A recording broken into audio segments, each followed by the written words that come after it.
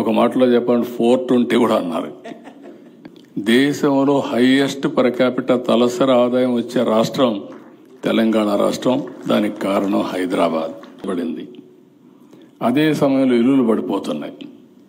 నేను అందుకే అప్పుడప్పుడు పద్మశ్రీ గరికపాటి నరసింహరావు గారికి చెప్పా, మీరు కూడా రండి, మేము చేసే ఈ ప్రయత్నంలో మేము ఎకానమీని బిల్డప్ చేస్తాం, కనీసం మంచి మాటలు మీరు మాట్లాడుతూ ఉంటే కొంతమంది అయినా మారతారు, నేను మిమ్మల్ని గవర్నమెంట్లో ఒక అడ్వైజర్గా తీసుకుంటాను, విలువల గురించి ప్రమోట్ చేయమని వారిని కోరాను.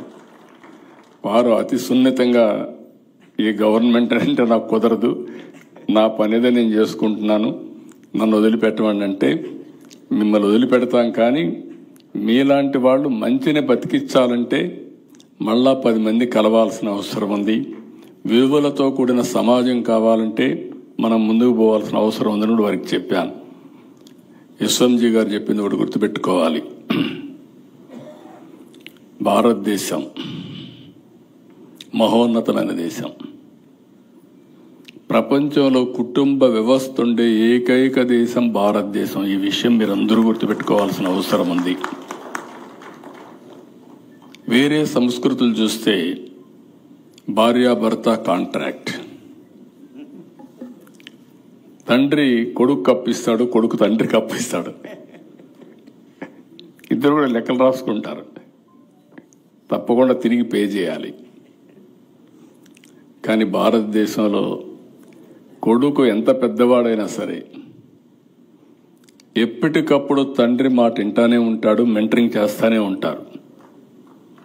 ఇంకొక పక్క భార్యాభర్త ఒకసారి పెళ్ళయిన తర్వాత మనందరం ఆలోచించేది, ఎవ్వరూ విడిపోవాలనే సాహసం చేయరు, జీవితాంతం బతికున్నంత వరకు కలిసి ఉంటాం. అది ఒక్క భారతదేశ కుటుంబాల్లో మాత్రమే ఉంది. ఇది ఎక్కడి నుంచి వచ్చిందంటే మన సంస్కృతి సాంప్రదాయాల నుంచి వచ్చాయి. మనం బాగా కష్టపడతాం, ఇంటికి వెళ్తాం, భార్యతో కలిసి పిల్లలతో కలిసి ఒక కాఫీ తాగితే పడిన కష్టం మర్చిపోతాం. ఒక సెక్యూరిటీ, కుటుంబ వ్యవస్థ అనేది ఒక సెక్యూరిటీ. మనం ఏదైనా సిక్ అయితే ఓకే, భర్త ఉన్నాడు చూసుకుంటాడు, హాస్పిటల్ తీసుకెళ్తాడు, పిల్లలున్నారు చూసుకుంటారు అనే భరోసా.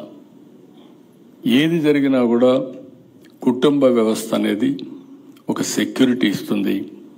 అలాంటి సెక్యూరిటీ వల్ల మనకి ఎన్ని సమస్యలున్నా స్ట్రెస్ బరస్ట్ అవుతాం, ఇంటికి పోతానే రిలాక్స్ అయిపోతాం. ఈరోజు మీరు ఒక్కసారి చూస్తే కొన్ని దేశాల్లో 60 సంవత్సరాల వరకు కష్టపడి ఆఫ్టర్ 60 years ఓల్డ్ ఏజ్ హోమ్లో ఉండే పరిస్థితి వస్తుంది.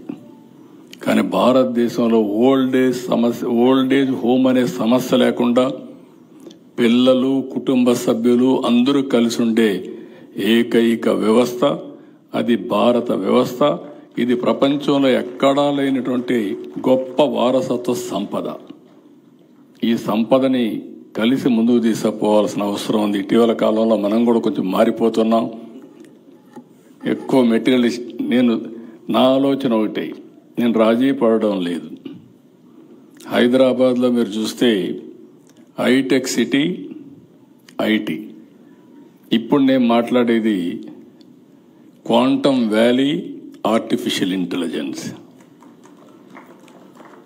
ఒకప్పుడు శారీరక కష్టపడేవాళ్ళం, ఇప్పుడు శారీరకంగా మీరు కష్టపడాల్సిన పని లేదు. నా లెక్క ప్రకారం సెల్ ఫోన్ తీసుకుంటే అన్ని పనులు అయిపోతాయి. కానీ నరసింహరావు గారు నా సెల్ ఫోన్ నేను వాడినని, మీరు వాడరు, కానీ ఇప్పుడు సెల్ ఫోన్ లేకపోతే బ్రతికే పరిస్థితులు లేవు. ఆ స్టేజ్కి వచ్చేసాం. ఒకప్పుడు నన్ను ఎగతాళి చేశారు అందరూ.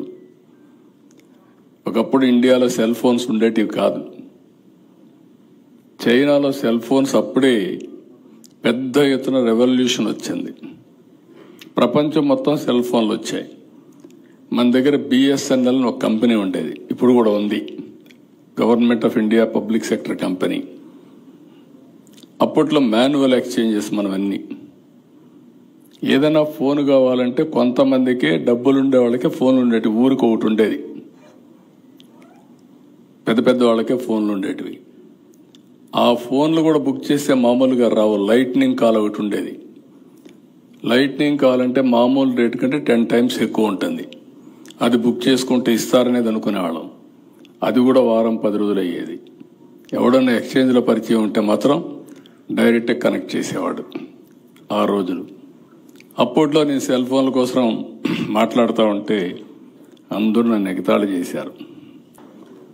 ఈరోజు తెలుగు వాళ్ళు ప్రపంచం అంతా చూస్తే ఎక్కువ తలసరి ఆదాయం అమెరికాలో పోతే అమెరికాలో ఉండే అమెరికన్స్ ఆదాయం $60,000 $70,000 అయితే తెలుగువారి ఆదాయం $1,50,000, రెండింతలు. అందుకే ఇటీవల కాలంలో ట్రంప్ కూడా చాలా పౌరుషంగా మాట్లాడేస్తారు.